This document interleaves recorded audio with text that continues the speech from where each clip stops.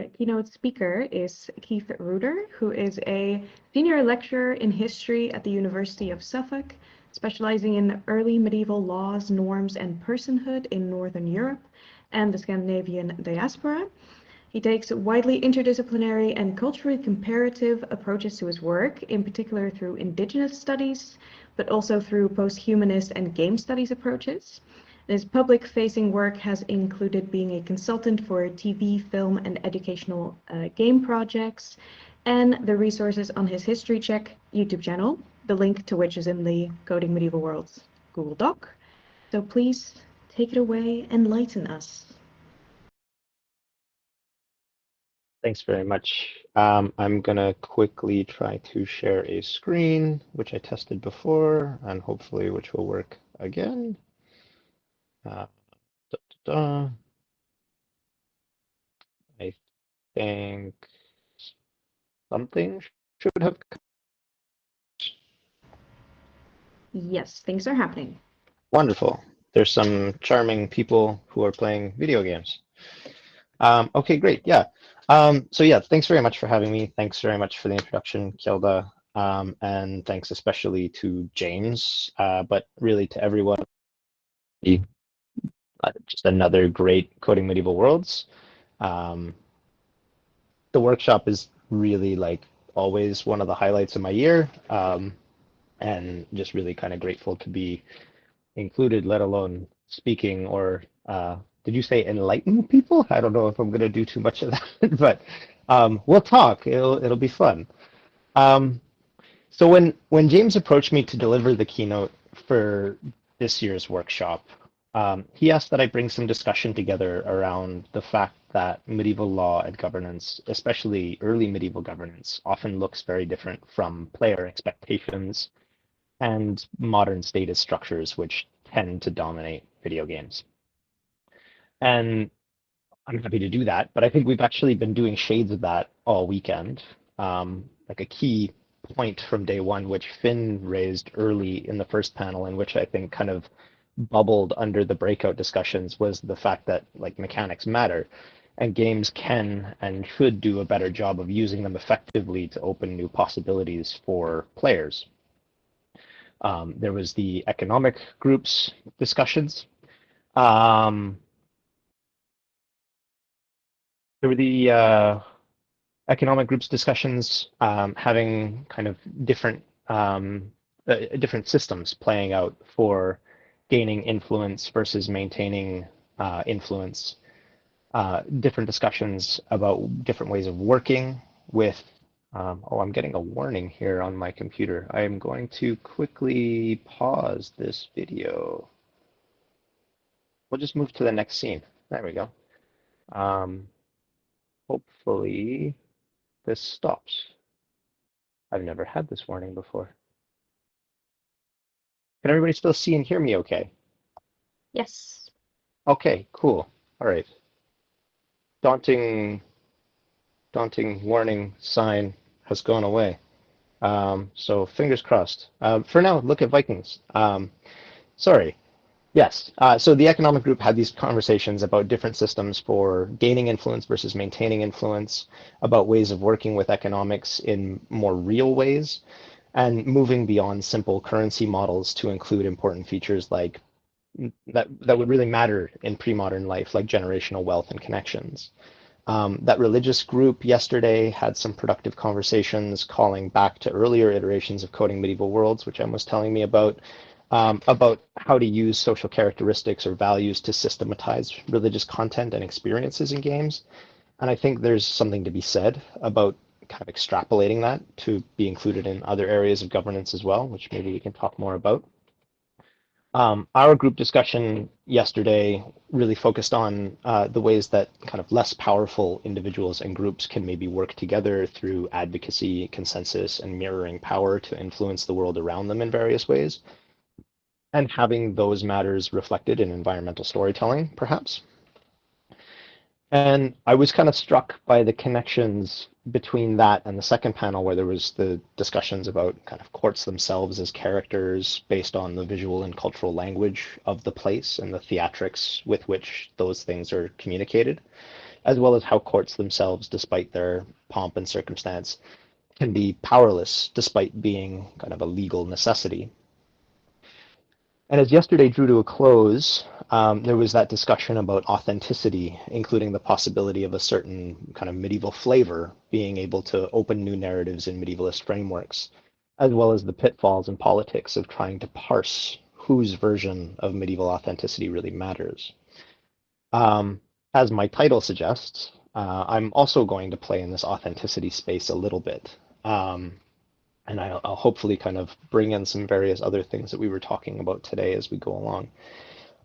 For my talk, I wanted to look at law as a means of facilitating some of the richer storytelling that I think we're all kind of after, and the richer game experiences that I think we're all after.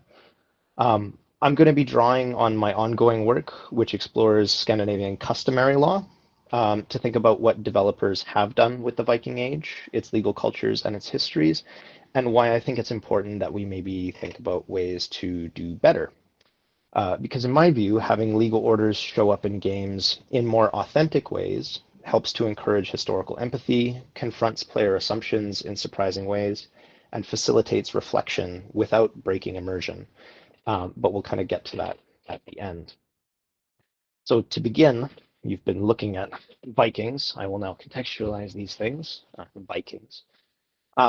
I think it's interesting to look at how ubiquitous the pop cultural idea is that the early medieval Scandinavian peoples that we might popularly call Vikings are almost elementally lawless, except perhaps in a vengeance-fueled kind of might makes right sort of way.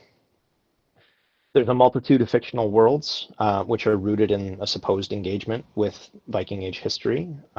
These have been kind of created for generations now.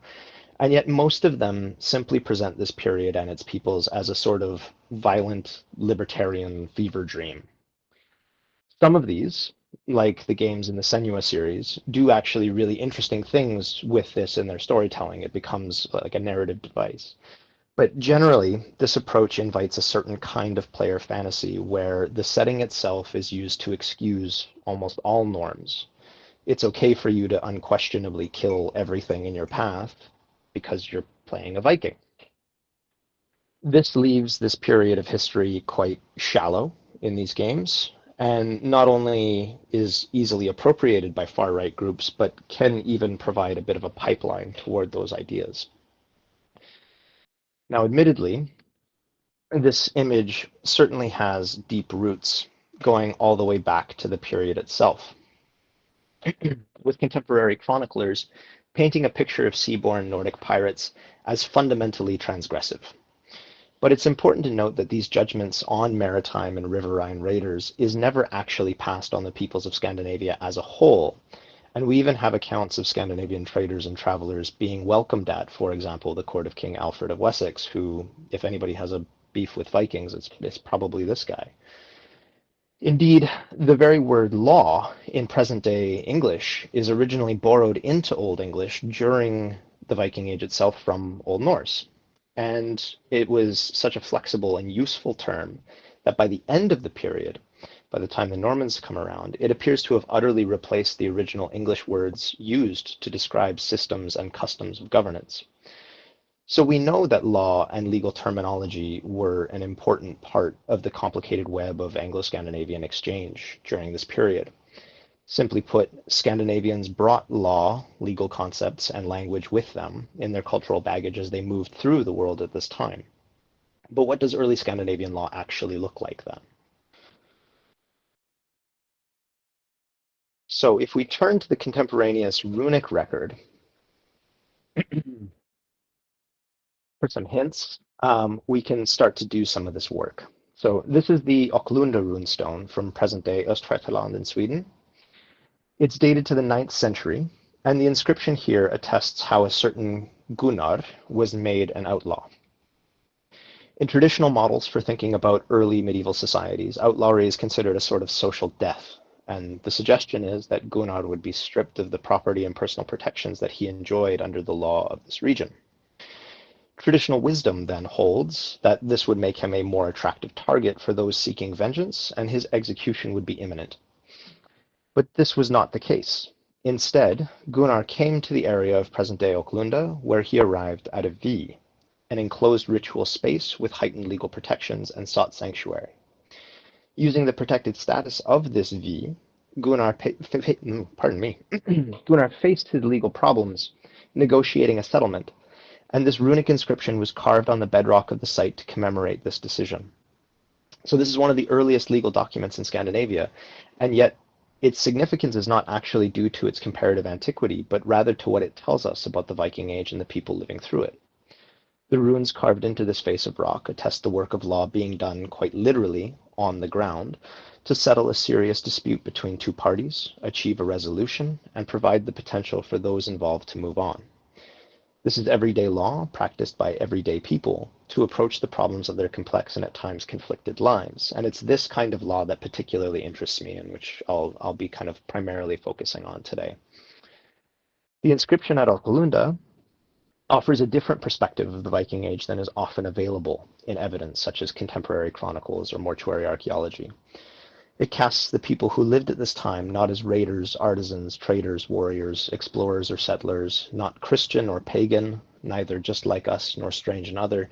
Rather, Gunnar's story introduces us to a Viking Age that was negotiated by complex and complicated people, who among a host of other culturally mediated tools looked to their legal customs as a means of getting on with the messy business of life.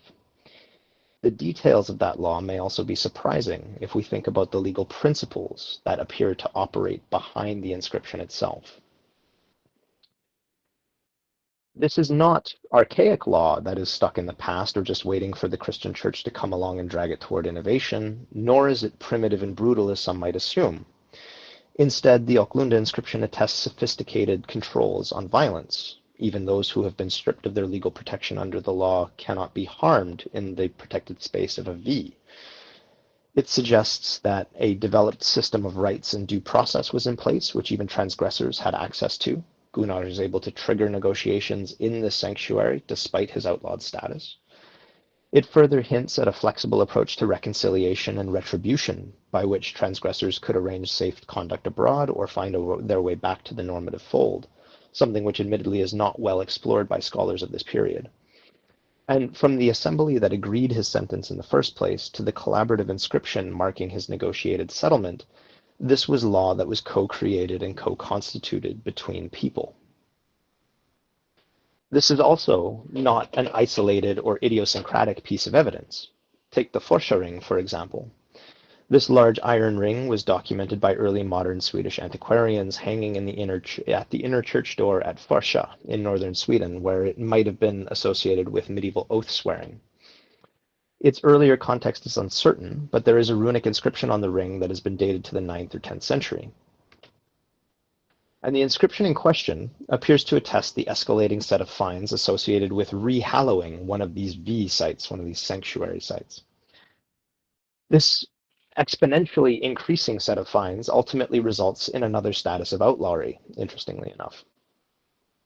We also learn that this is not centralized law. If we look to the second paragraph here, it is the law of a collective and has undergone a process of communal ratification. Furthermore, the fines in question are not payable to a central administrative figure, but to the legal community itself. This is law that is rooted in local customary practice, community participation, and consensus building, as for most people, anything beyond that bottom tier of fines would likely require financial support from family and friends.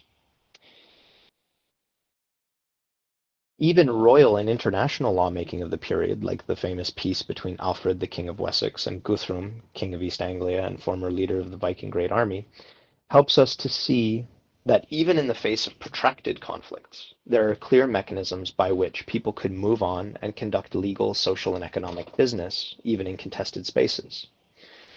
Here we have evidence of a settlement between leaders on opposite sides of a conflict that not only sets legal standards for coexistence and mutual independence in perpetuity, note the born and unborn in that first clause, it also sets aside their conflict to see to the bettering of the lives of their people, including protections of personal rights, establishing principles of parity between these groups, and laying out economic regulations, as seen in chapter 5 of the piece, which is the second quote on the slide here.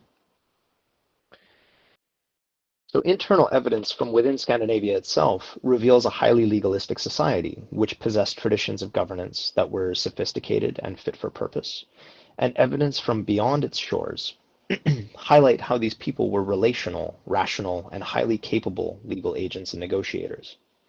Viking Age Scandinavians on a wider level evidently navigated their times by deferring to negotiation, consensus, and communal praxis, not by, as is so often assumed, a singular focus on vengeance and summary violent judgment. I want to be clear here, this is not some sort of utopic egalitarian society. It's important to note that. Things are still highly stratified, patriarchal, and slavery is an integral part of this period. However, it is also very different from the imagined legal orders or lack thereof that are included in most pop cultural productions that engage with this period. And beyond that, my wider point is even games that do situate law and governance in Viking-coded virtual worlds, they typically draw their legal inspirations from other periods and cultures rather than from the Viking Age itself, and I think this leaves those games poorer for it. Take everybody's favorite, 2011's Skyrim, for example. As is common with games in the Elder Scrolls series, the player is immediately thrust into a confrontation with the law. But that law looks nothing like the law of the Viking Age, despite that obviously being a broad base of inspiration for the setting and cultures of the title. The player enters the story as a captive, having possibly illegally crossed the border into the imperial province of Skyrim, and it is assumed that they have some connection to a rebellious ethno-nationalist faction, the Stormcloaks, who were captured at the same time, and the player is informed that they are on their way to be executed for their apparent crimes. Now, I want to stress this is a really weird scene from the perspective of medieval justice generally, but especially from medieval kind of Scandinavian perspectives. Interestingly, some player choices will result in promises from one of the guards to have the player's remains returned to their people, especially if you play a Khajiit. Treating corpses with respect is a well-established practice in medieval legislation. So there's something interesting going on in the dialogue here, and yet the actual mechanics of law, as they play out in the scene, are deeply strange. Just on a superficial level, a professional and anonymized headsman is included in the scene, as you can see on the right. This is something that's deeply out of step with early Scandinavian practice well into the kind of late medieval period. And this is because executing corporal punishments in decentralized, customary legal societies requires public knowledge, participation, and witnessing, or there can be no guarantee that the punishment is, in fact, legally sanctioned. Similarly, there's a central principle in these societies that justice must be seen to be done. And yet, despite a concerted effort to conduct the execution in a public space and a very long wait for the player to actually be carted down the mountain to this public place, there are minimal witnesses outside of this military retinue. What is more, when the player's name is found not to be actually included on the list of the condemned, the imperial captain overseeing the events decides to include the player in the execution proceedings without trial or judgment, something which any limited local witnesses in a customary legal system would surely have protested as unjust. There are attempts to engage with law here, but they are shallow and they lack internal logic. A priestess then moves to begin conducting something akin to last rites, but is interrupted by a member of the Stormcloak faction who would rather forego the religious ceremony. The religious struggles of the region are part of the storytelling here. However, instead of the rites being offered to each of the condemned, something which would have only protracted the scene but would have had some legal reality, the single rejection is taken to stand for the group, something quite out of touch with early medieval customary proceedings, which relied on the procedural details of each case being carefully respected. Any divergence from custom or practice can be grounds for appeal and ultimately dismissal of the proceedings in these sorts of legal orders. Now, despite apparently having simply been in the wrong place at the wrong time, the player is actually next up to the block instead of more important adversaries like Ulfric Stormcloak, where they kneel just in time to have the headsman's swing interrupted by draconic diversion, facilitating their escape and beginning the game's tutorial in earnest. Now, of course, the legal world of Skyrim is deeply influenced by its historical association with the Empire in the wider lore, which is heavily Roman coded. But much of the law in this scene simply makes no sense if held up to the slightest bit of player scrutiny on reflection, regardless of what culture we're actually thinking about. The legal proceedings of the scene are actually just a cheap backdrop against which the player can learn some very basic details about the ongoing conflict between the Empire and the Stormcloaks. But engaging in a deeper way with real legal orders and legal reasoning would actually tell the player something a lot more meaningful about the world that they're being invited to explore after this introductory scene. And world exploration is really at the heart of the entire Elder Scrolls franchise. So there's I think a deeply missed opportunity here. Similarly, while law purportedly takes center stage for the inciting incident of the game, it quickly fades to the background. By my count, only 3 of the 337 books in the game actually discuss law in any detail. Law is, at best, a highly optional constraint in the game, meant to encourage players to play by certain basic rules and not do what every player ultimately eventually does, which is loot all the things. Towns and settlements are patrolled by these uniformed guards, which is also really not something that we'd expect in an early medieval society. But the law that these guards uphold functions as no more than a very soft personal protection of NPCs' persons and properties. This is deeply out of step with early Scandinavian legislation, which was, as we've seen, much more interested in reconciling parties, protecting collectives, and ensuring local and regional stability. Similarly, the punishments envisioned by the game are either lethal or rooted in modern status structures like prisons, something further out of step with early medieval legislation. Early Scandinavian law is really not so much interested in institutions, policing, and the rights of the individual. It's far more interested in access to justice, preserving local practice, and stabilizing communities. We're told that we will face the Jarl's justice for our transgressions, but we can just sleep off our prison sentences in a matter of moments. This is not exactly serving hard time or effectively disincentivizing players from transgressing. Not only does justice need to be seen, it also needs to be felt, and in that way, even fines are a slightly more effective deterrent than the game's prison system, if only just. Admittedly, there certainly could be things said about player fantasies of great escapes and prison breaks, but for many players these mechanics ring pretty hollow, and you can consult the forums on that topic. The same systems even invite player transgressions of these very simple legal guardrails, tracking everything from the crimes committed by players to the days incarcerated to the number of jailbreaks that they've succeeded in. And to achievement-oriented players, this is an invitation. And between players' own worst angels and quest lines for things like the Thieves Guild and the Assassins Guild, players can rack up significant bounties with minimal in-game consequences, something deeply out of step with the legal realities of medieval societies and Viking Age Scandinavia in particular, which treated recidivism very seriously indeed. On the whole, Skyrim's attempts to engage with various histories of law, crime, and governance is neither accurate nor authentic. Put differently, it doesn't tap into either the letter or the spirit of law in real ways. Even as a simple mechanic, it only serves as a shallow constraint on player choice, which breaks immersion more often than it encourages it. A closer engagement with actual legal orders would be beneficial here. In my work on early Scandinavian law, I make use of frameworks and approaches from indigenous legal studies for the ways that they invite different perspectives on what law is and what it can be. And I think that these frameworks can really help shake up our use of law in games. For example, instead of trying to work out what the rules are for a fantastical version of an early medieval society and coming up with answers for different transgressions, I think developers could look at principles and processes instead. As we saw in the runic evidence, early Scandinavian law views certain transgressions as a choice to live beyond society.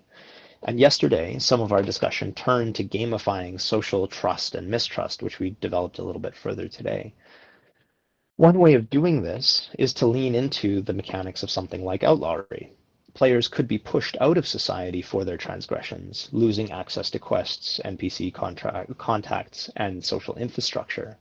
However, these are not absolute statuses, as we've seen, and further subplots could be revealed by having players then negotiate and reconcile to get back into that normative fold. In one of our discussions yesterday, William had the idea of using mini-games to facilitate moves towards restorative justice in medieval coded worlds, and I think there's huge promise in this kind of an approach. Furthermore, mechanics relating to witnessing and reputation would increase player immersion and engagement with the world and add further layers of replayability, something that we, I think, spoke a little bit more about in the breakout today, but we can discuss more of that in a little bit. Before turning more fully toward discussions of what could be done differently, I want to first turn to a slightly more complicated case, namely Assassin's Creed Valhalla. Though, like with all Assassin's Creed games, we see Ubisoft's usual pastiche of fiction peppered with historical detail. Valhalla does, in my view, a particularly bad job of understanding the cultures and settings that it grapples with here, and Law is no exception. Where Skyrim could be excused for unsuccessfully mixing and matching legal details in an attempt to provide a legal veneer for its fantastical setting, Valhalla wants to actually take us to some version of 9th century England, and yet it fundamentally misunderstands the traditions of governance operating at this time. The game is riddled with errors, like Reeve Darby here confusing the Witan, an administrative, advisory, and legislative body, with judges who actually oversaw legal cases and passed judgment. I think we should expect a little bit more from a local official, and hope that they would get those things straight. Admittedly, many of these details will likely only be caught by players with a lot of familiarity with the period and its peoples, but there are larger issues at play too, which I think need considering. For example, many players have commented on the fact that the only laws that really seem to govern this game world are those imposed by the frame narrative's chief MacGuffin, the Animus, which desynchronizes if a player harms civilians or members of the clergy, even in the context of Viking raiding. I don't condone violence, even against NPCs, but here is yet another shallow, unreasoned restraint. People were harmed in Viking raids. Pretending that they weren't is, frankly, a bit baffling. In this case, it quite literally breaks immersion and robs players of any opportunity for reflection on this complicated time, the people living through it, and the different norms that governed it. However, I find this game particularly difficult because of the way that it positions the player character Eivor as overseeing and administering a proto-colonial exercise. Brett Devereaux has covered this topic fairly extensively on his blog, and I don't want to rehash his arguments here, but one thing that he misses among his many good points is the way that law is used in the storytelling of the game to normalize the coloniality of the game world. The Jarls, kings, and various magnates of the game's regions are empowered with an almost authoritarian and autocratic rulership, which allows them to unproblematically waltz in and pass sweeping judgments, like that in this dispute here between Rowan and Holger. Even being able to unilaterally decide punishments without any public participation. Now, we're a long way off from Forschering's law of the people here, as you can see. In reality, a dispute like this should be handled in an open-air assembly in front of a panel of judges and rely on the oath-sworn testimony of multiple witnesses. This dispute, in its in-game form, is not actually a legal matter because it lacks proper proof and procedure. It's just a fantastical Anglo-Norse beef. Beyond that, one of the key challenges that plagued Scandinavian kings well into the late medieval period is the fact that they are subjects to the law, not arbiters of it. Even in mythological sources, law is actually elemental and rooted in consensus.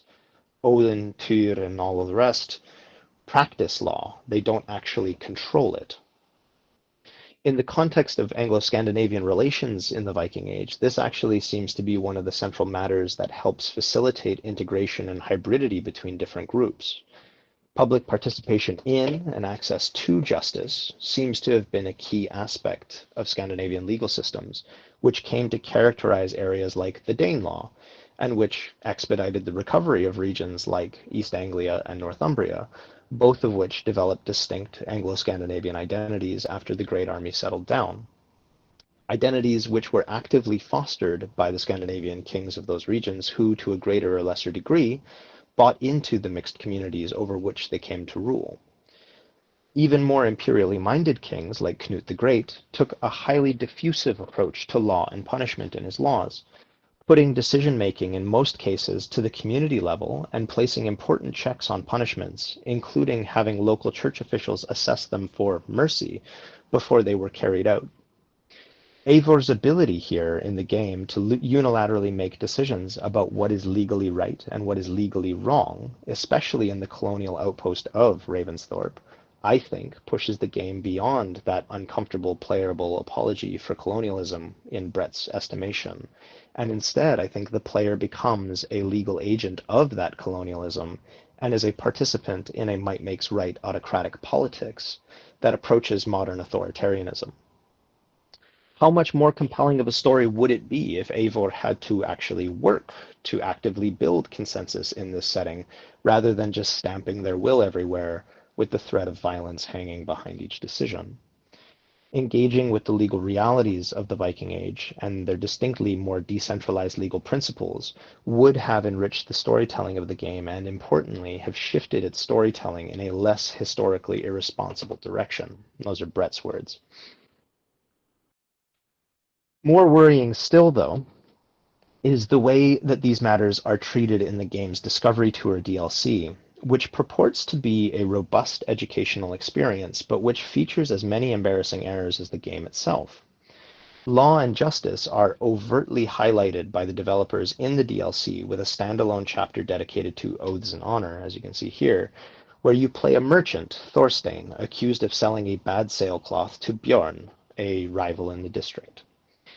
As Thorstein, the player is supposed to gather forensic evidence and mount a verbal defense for themselves from the accusation that they are an oathbreaker for this deception. However, like the dispute between Holger and Rowan before, this is a deeply artificial dispute.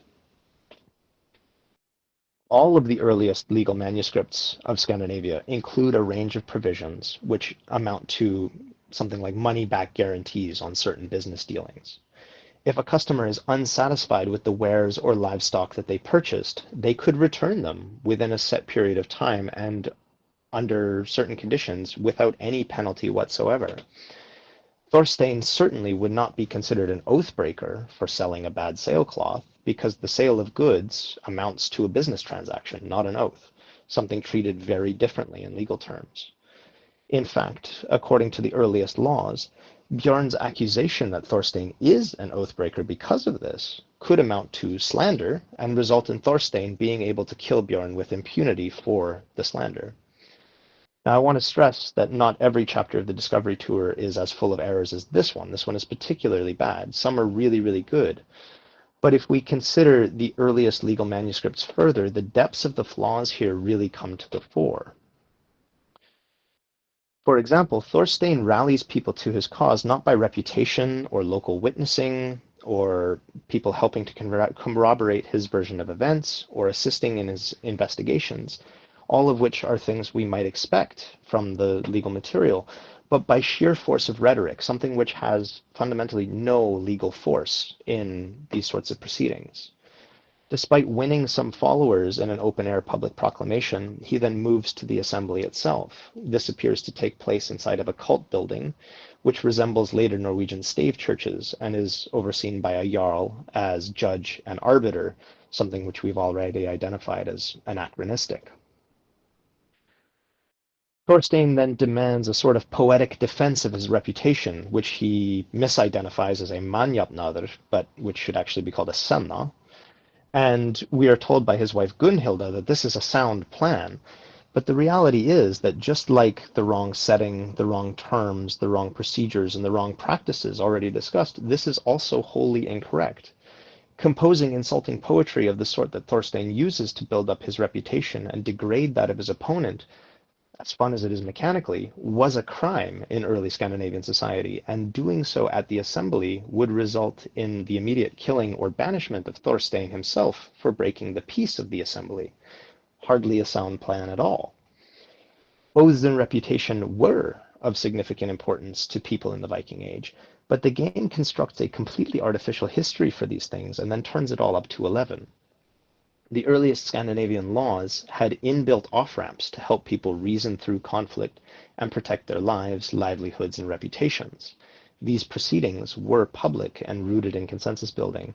And while the systems could certainly be gamed by wealth and influence, just like any legal system, the diffusive and participatory nature of these legal systems, with their emphasis on custom and procedure, stand as fundamentally antithetical to the centralized model presented by the game and its Discovery Tour content here. I don't think there's any excuse for getting these things so wrong in a gamified educational experience. Now, on the whole, I think this is concerning. Games are fun. They should be fun. If they engage with history, whether it's intentional or not, that's great. That can also be fun. But I think there's something troubling when a AAA studio produces a work that is more fiction than fact and unironically calls it a robust educational experience with their kind of reach and their kind of optics. Valhalla itself, as Brett has said, can be seen as an uncomfortable apology for colonialism. And the way it engages with law, I think, approaches something like a playable imagined foundation narrative for modern authoritarian legal theories. If it were just a game, like Skyrim, that could perhaps uncomfortably be excused. But the stakes are higher in the education space, and not only does the Discovery Tour not correct this, it doubles down on it in various ways, hiding behind a mask of scholarly legitimacy. As my title suggests, what are the rules here? Can developers engage in a wider process of peer review of scholarly and consultant input to ensure mistakes of this caliber are not able to come to market? Can scholars call for a retraction on Discovery Tour content, as they might with a misleading journal article? As public history continues to shift and change in light of new possibilities in digital technologies, there is some work to be done here to consider what obligations we have as scholars and developers to each other, to the peoples of the past, and to our understandings of them in a contemporary context. We're in new waters here, and they get surprisingly deep, surprisingly fast. This is 878 AD, an immersive cultural heritage installation and a partnership between Ubisoft and Hampshire Cultural Trust. It is cutting edge, polished, highly engaging, and extremely well resourced. In it, visitors are invited into a gamified and dramatized view of what life might have looked like at the height of Alfred's conflict with the Great Army. Unfortunately, that view is extremely nationalistic and is mostly used in service of building up Alfred into a great man that we can all get behind, the historical strongman motif. Despite generations of scholars now calling for a more tempered understanding of this figure and his place in the historiography. What are we to do when games and history are not only brought together in a playable space, but brought together to ensconce extremely shallow understandings of the past in public educational spaces, especially understandings that can be used to prop up particularly problematic politics? Public history work of this kind does not need to be dumbed down or simplified, nor should it be one-dimensional. Games and other immersive techniques are an ideal medium to do enriching public history in complex and compelling ways that encourage empathy and reflection, and there's loads of great examples out there. In my estimation, in this case, though, one way that we could do better is to stop using modern concepts of governance in medieval games, and instead to encourage more authentic engagement with actual medieval legal principles by taking inspiration from games with more modern settings. There's wildly successful games and series out there like Grand Theft Auto, Red Dead Redemption, LA Noire, Disco Elysium, all of which engage with law, both contemporary and historical, in compelling ways that offer players opportunities to reflect on bigger themes like law, justice, crime, and social obligation without necessarily breaking immersiveness. Not saying these are perfect examples, but they do more interesting things than a lot of medieval games really do, especially games set in the Viking Age. They also give players options about playing more or less in line with their respective legal systems and their underlying legal principles by having them be quite fully realized aspects of the societies of these game worlds. That is to say, the fuller rendering of those legal systems and concepts invites player choice about what rules to follow, what rules to break, And perhaps most important of all, what reason underlies those choices? Furthermore, by writing complex, challenging, and human stories into these games, players have an opportunity to be guided in softer ways in their decision-making by responding to felt obligations, which foundational legal scholars like H.L.A. Hart suggest is the defining feature of law as a human endeavor. I think these games offer some key inspiration for untapped possibilities in medievalist gaming. Rather than having medieval game worlds populated by anachronistic, poorly defined, or allegorical legal orders, I see medieval law as an all too often overlooked tool for driving more and more interesting player engagement with medieval coded games, and for enriching the authenticity of these worlds. Medieval legal orders can be thought of as systems in their own rights, with a whole range of options and outcomes associated with them. That being said, as was discussed in our breakout group yesterday, social situations in games shouldn't be zero-sum interactions. Similarly, law is not just a matter of right or wrong, guilty or not guilty. In this way, legal accuracy isn't actually the thing that I think we should aim for. We can play with medieval law in authentic ways, legal principles, legal processes, to new effect. Gamed out mechanics relating to witnessing, arbitration, settlement, and restorative justice can provide new opportunities for players to more authentically navigate and negotiate with medieval coded worlds, with new legal flavors and textures to explore that invite immersion, empathy, and reflection. But in line with a more decentralized and less statist model for dispute resolution and community practice, I'm very happy to stop talking there, and I'm looking forward to discussing these things further with everyone. I hope building towards some sort of consensus. Thanks very much for listening. Thank you so much. Thank you. That was really interesting. And this is completely new for me, so this was very informative. I do feel enlightened.